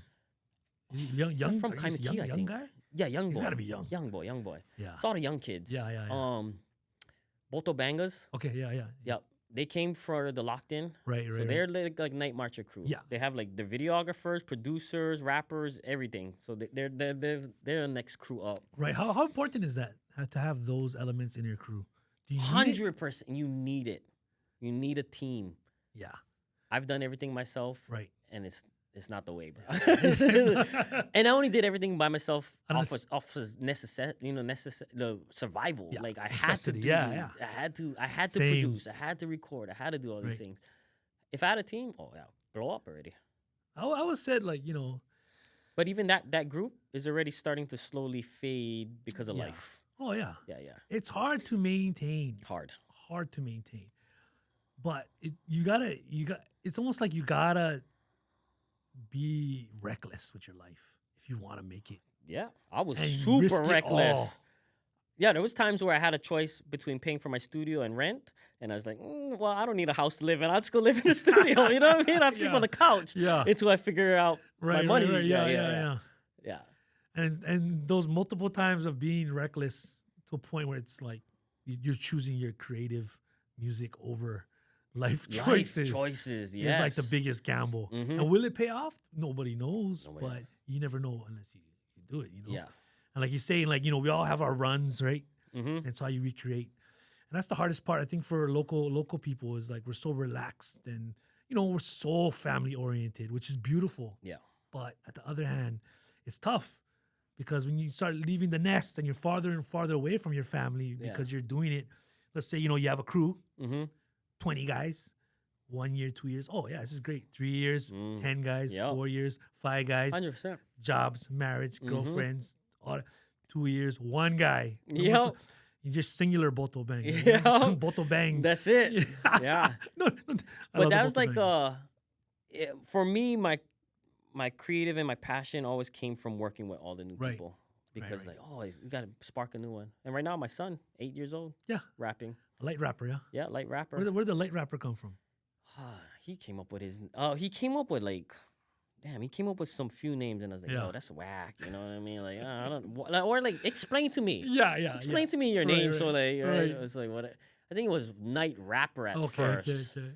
Because he raps at night. That was like his thing. I was like, yo, I say, but his middle name's Luke. So like bearer of light bearer. Oh, yeah.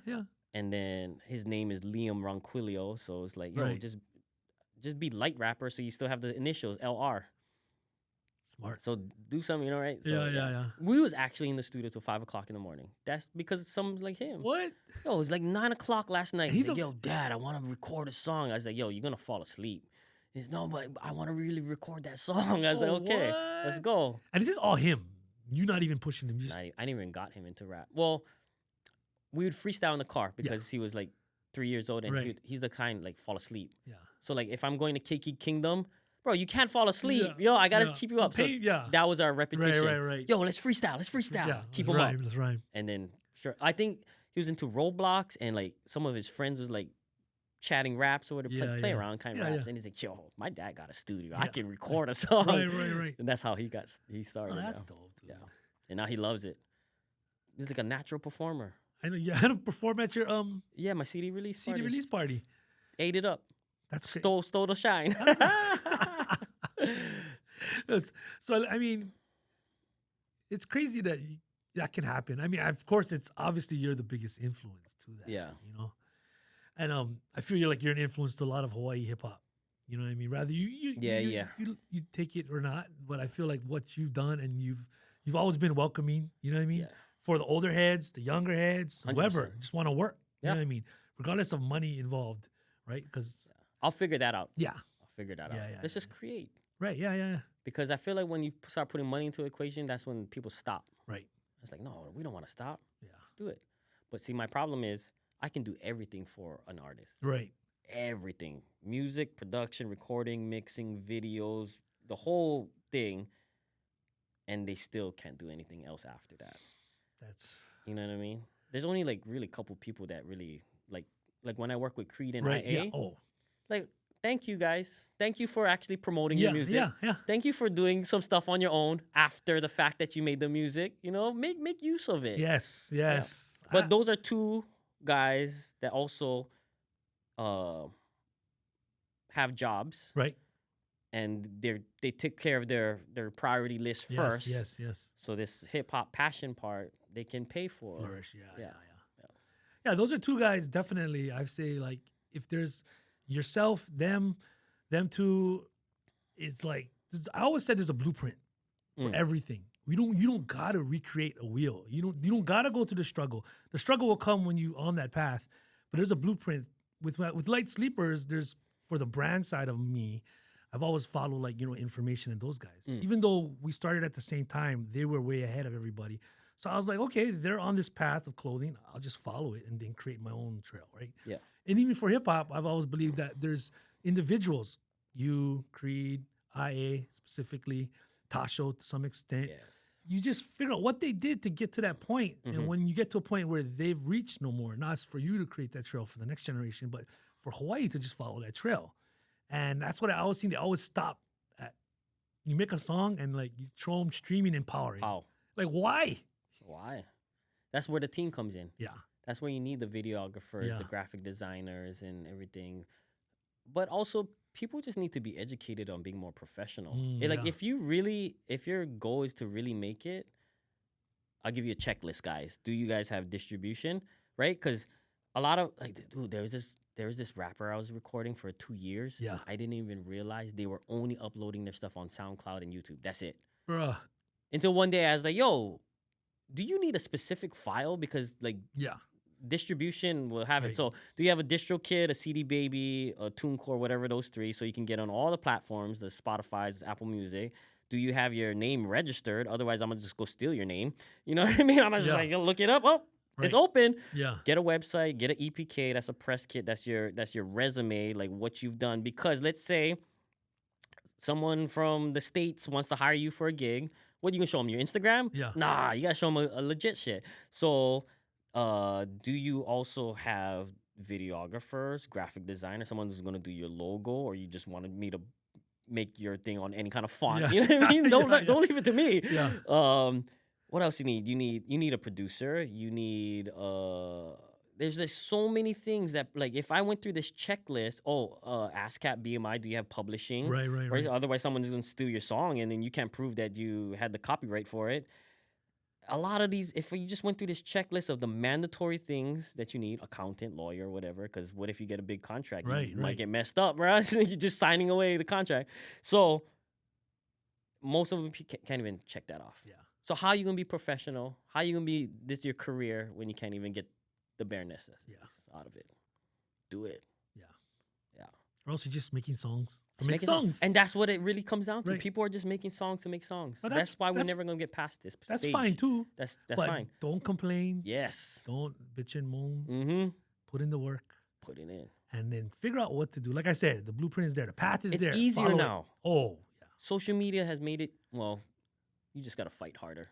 Oh, yeah. Because there's way more stuff out there. Yeah. Way more stuff. Way more competition. There's like 60,000 songs that are uploaded every day on Spotify. Yeah. Something like 90% don't even get 1,000 monthly listeners. That's crazy. What is Hawaii sound? Do we have a sound? No, we don't have a sound. There's too much influences here. It's Right. like you get the New York style, you get West Coast, you get like, everybody's just trying to copy a sound because that's what they grew up on. Right. So obviously, Yeah. I just want the Bay Area slappers. Right, This is yeah, all yeah, I want. yeah, I want that New York boom bap. The Russell hot. I'm gonna make Yes, something like Russell. exactly. Yeah, I want the South stuff. Yeah. That's what it is. But it really comes down to producers. If you Yeah. look at every single movement, Right. it starts with the sound starts with who's making the sounds. Yeah. So that's where it really starts. That's me. I gotta start. Yeah. All the other producers gotta start somewhere. I think the sound is you gotta incorporate reggae. Right. That's just my take on it. Yeah. Because what are we gonna do that's not gonna sound like Yeah, anything yeah, else, yeah, right? yeah. Anything we do that it's not reggae is Yeah. gonna be tied Oh, to you a sound like the different. Bay. You exactly. sound like East Reggae Coast. is the only thing that we can really incorporate Right. that is already so Hawaii. Right. Island. Island reggae. Throw some hip hop drums on it. Yeah. And Throw a skank in there. trap it out. Trap it out. Trap it out. Do something. Even if you went Afro beat Yeah, style, yeah. where you want to do more of the club stuff, but Right, more right. Hawaiian reggae. So you basically broke down what you need to make it, not just make a song. You went down the list of ASCAP and TuneCore, all that stuff the like that, and sound. foundation. So, bruh, hip hop is 50 years, right? 50. Hawaii hip hop maybe 30-ish. Could be wrong, but through my research and doing ALANUI MELE, Yeah. 30. So why hasn't nobody broke through? Hip hop here is hard because what Hawaii's known for and what hip hop's known for, it's already clashing. Those two things are clashing. You got Paradise and hip hop is a lot of like, well, I grew up on gangster rap and a certain style of it. Like, what do you talk about in Hawaii that resonates with everywhere else in the world? Yeah. Right? Because like my biggest things is when I talk about Hawaii, but everybody else don't even. Yeah, I don't care about that. Yeah. So that's the part, right? So then now I have to be general and just speak on like I don't know, a love song or whatever, right? Or something. Yeah, not true. Something bigger, get a wider audience. I also think that if you're a local artist doing black music, you already get the backlash from that side. Yeah. But if you're a black artist in Hawaii, you already get the backlash from the Hawaiian side, right? Yeah, like, yeah. Bro, you sound too much like the other guys in the States. Like, so like, there's that clash. Like lose-lose, yeah. It's lose-lose. Also, we don't have any infrastructure. Yeah, to support it, right? We have the 3 radio stations that play island reggae music. Yeah. So all day, Kaipo Kapua, right? Rebel Soldiers was rapping at my studio. Kaipo Kapua was rapping at my studio. Yeah. You know, like a lot of these artists start off as R&B singers. They don't want to do reggae. Everybody tries to avoid reggae. Right. They think that's corny. Yeah. They think it's the chalang-a-lang music. Yeah, like, I don't want to go that route.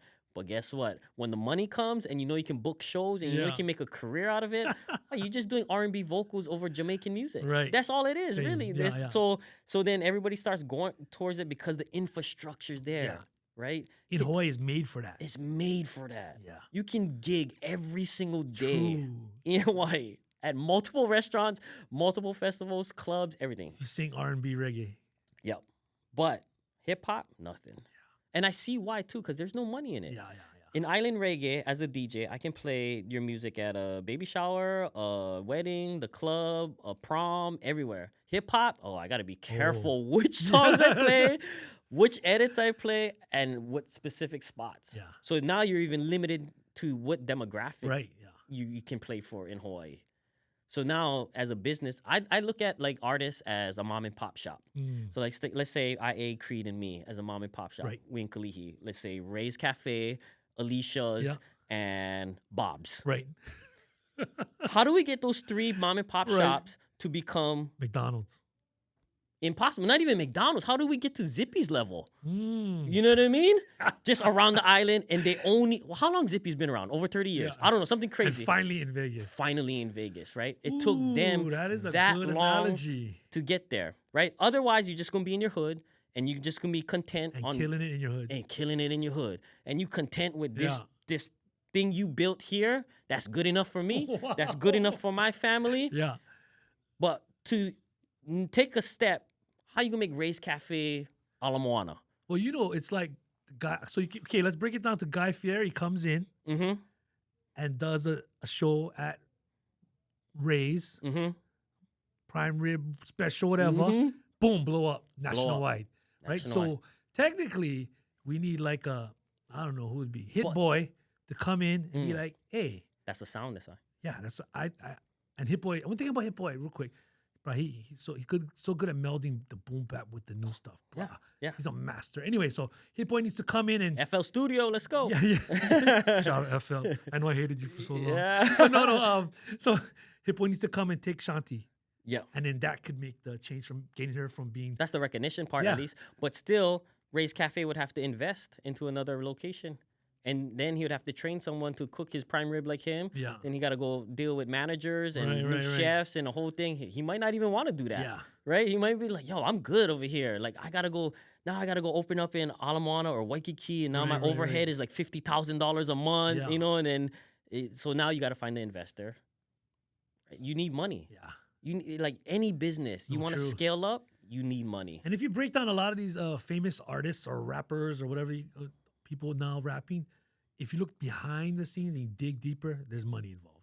Oh yeah, it has to be backing. There was one time where there was this one time where like I like Joe Budden, and I found out how much he made, and I was making more than him, and that's when I stopped rapping.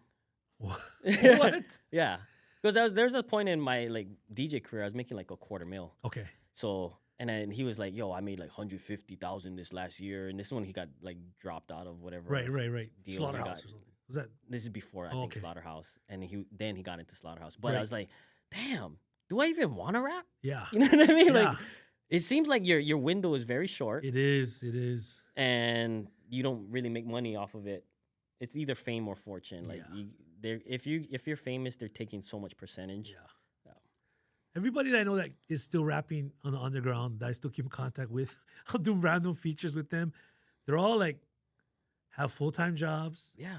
They put out music and it's just passion project. 100% passion project. Like they sell like, a couple hundred units, put out vinyl, 100 vinyls, sell them, make the next album. But you know, all that grandeur of ever like, you know, making it out the window. But they still do it because they love it. But so if you want to make it as an artist, yeah, man, you're gonna need some funding. Yeah. You need to put it in the right spot. You're gonna need a team. You're gonna need the connections. It's a long. Would you consider journey. Bruno Mars making it From Hawaii? Yeah. 100%. Like from Hawaii though? Well, he started his whole career in Hawaii. Well, yeah, I guess so. Yeah. You know what I mean? Yeah. Like the whole entertainment side of him. Right. Yeah. Like that little baby Elvis and all the Waikiki gigs. Yeah. There's this video going back around of him performing at Ala Moana center stage, you know. It's crazy how people just keep reposting that thing. Yeah, but that's old news. he had a band here, right? He left when he was 18. Right. Went because he knew his goal. Right. Was like, yo, I can't make it in Hawaii. Yeah. There's nothing here. And that's what I mean. Like he was birthed, shaped in Hawaii, but technically he never made it out of Hawaii. You know what I mean? I see. Yeah. You know, he went to LA. What about football players? Is that the same thing then, I guess? Yeah. Going to school. You go school here. You go high school here. And then you go to Notre Dame. Because you know that's the right. path to my end goal. If I want to be in the NFL. I'm not going to UH. You know what I mean? Yeah. I got to go to a feeder school. True. That's going to take me somewhere. And now we even have people that's like, straight from high school. Like, I'm going to take you to Vegas instead. Right. Yeah. That's the faster path. Yeah. So it's like knowing. I think the problem with Hawaiʻi hip hop is we don't know what we want. We don't know what the goal is. Yeah. If you don't have a goal, you're not going to align yourself with the movements that's going to take to go there. And I feel like, so back in the day, 90s, we didn't know what the goal was. We just wanted to rap. Exactly. It's still Make like that, music bro. and It's still like that. But I feel now in 2025, 2026, whenever I release this dang thing, yeah, you young dudes, you guys should know where you got to go. I think there's a small period of your life where artists know what they want to do, how to do it. Then the grind becomes really hard. It becomes real hard. Real. And then you just realize, okay, maybe this is not it. Yeah. And this is like passion now. It moves down the priority chain. You're like, I'm gonna go to LA. I'm gonna shop my demo. I have a song. I don't want to even talk about this, but I basically have a few songs that are potentially big. Right. And it would cost me $200,000 to put out. I have it with like legit people. That's right. But I would have to, you know what I mean? I have to. That's the fees it would cost for me to release these things. Yeah. Do I think that I would get recognition out of it? Yeah. Yes, 100%. Right. Do I think I'll make the 200 back? Negative. That's just a waste of money. Yeah. For what? A 15-minute of fame? Yeah. So I would literally have to invest like $1 million. Wow. You know what I mean? For me to like keep do 5 of these things and and maybe this lasts like 3 years. Because you have to pay for each feature. And if you want to get on like urban radio, rhythm radio, now I gotta spend. There's no such thing as payola, but you still gotta spend $100,000 to get the connections, to get the funnel. Is there no such thing as payola? And legally, right? But that's what I mean. You gotta spend the $100,000s to get in the door and like make sure they push it. So like, wow. Now I'm down $500,000 on one single. You know what I mean? Like, what is that gonna do for me? Unless I can tour off of this thing, you know. But then now I gotta go hire a whole crew for touring. Then more down there. And that's the points where like you start seeing the closer you get to the goal, you're like, wow, I'm actually further away. I actually should have just stayed here. You're right. No, you're right. That's true. There's a point in an artist's career where you sit back and you're like, okay, this is the way I gotta go. But then like things happen and how deep do I have to jump? Yeah. Okay, I'm good. Yeah, I'm good. Okay. I figured it. I figured out a different route. Yeah. You know, DJing in Hawaii is easy. Right. We're the #1 wedding destination in America. Just do those every weekend. Right. Yeah. So what's the future for Osna? You know, I was thinking about this because I have kids and they're all into this kind of stuff. Right. I wanna open up a school that teaches music, recording, DJing. Just keep the arts and crafts alive. Right. But I don't want to pay for it out of my pocket. Right. So now I got to find funding. There's got to be funding. Yeah, there is. There is. Exactly. Yeah. So that's where my next goal is, like, just a warehouse, buy a warehouse, make it a pack, all kind of things. Yeah. And just everything I do, somehow tie that in. Right. To keep the next generation alive. Yeah. Because you never know the next Bruno Mars. Yeah. Right? Might come out of all these kids like me. I didn't know recording was right until Honolulu High School. Right. So, and those kids never knew that was possible either. And it's just because they have it. We need something like that. You need it available. That's why. Available. And visible. Yes. So almost like a school for, like, instead of not wasting. I don't say wasting, because no education is really wasted. But instead of like going through the regular 9th to 12th grade grind of public school, like if somebody is more in tune to like making music, they can start earlier, but still get, the academics. Yeah. But be focused more on music. Could be like an extracurricular thing. Come to the warehouse. Yeah. Just like how you do any sports. Right. But you love music. Yeah. Jam. And I think what you say with the crew, with the night marchers and stuff like that, where like you're feeding off of everybody else's energy, and you're seeing. Right. You see it with kids in basketball, right? Yeah. It's like, yo, eat off each other. Right. Yeah. Then make it. Like, is make it the word? I don't know if make it the word. Yeah. It's kind of hard. Because to me, make it is like. What is? Yeah. To me, make it is fame, fortune, and longevity. Right.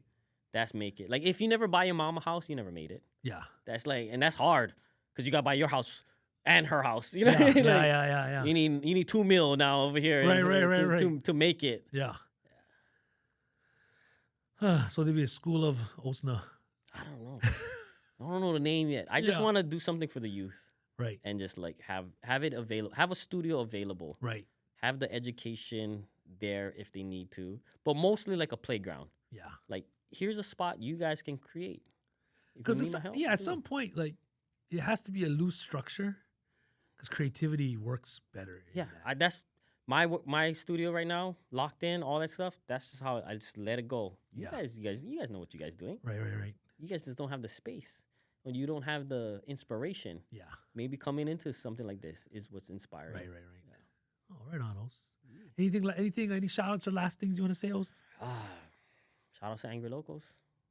Got to get them on next. Oh, definitely. Yeah. Other than that, stick with it. If you're passionate about it, chase it. Don't let me, say what you can and can't do. True. But I hope one day somebody takes the torch and just flies with it. Yes. Yeah. I'd like to thank Osna, Osnizzle, for joining us here on PBS Hawaiʻi, ALANUI MELE, Hawaiʻi Hip-Hop History. I'm your host, Kevin the Catalyst. Thank y'all. Peace. And big ups and thank you to everybody that's watching ALANUI MELE, Hawaiʻi Hip-Hop History on PBS Hawaiʻi. Thank you to our sponsor, Aloha Media Production. And check us out at www.pbshawaii.org, Instagram, TikTok, and also on all social media platforms and on all streaming platforms. Kevin the Catalyst, ALANUI MELE, PBS Hawaiʻi, and we out.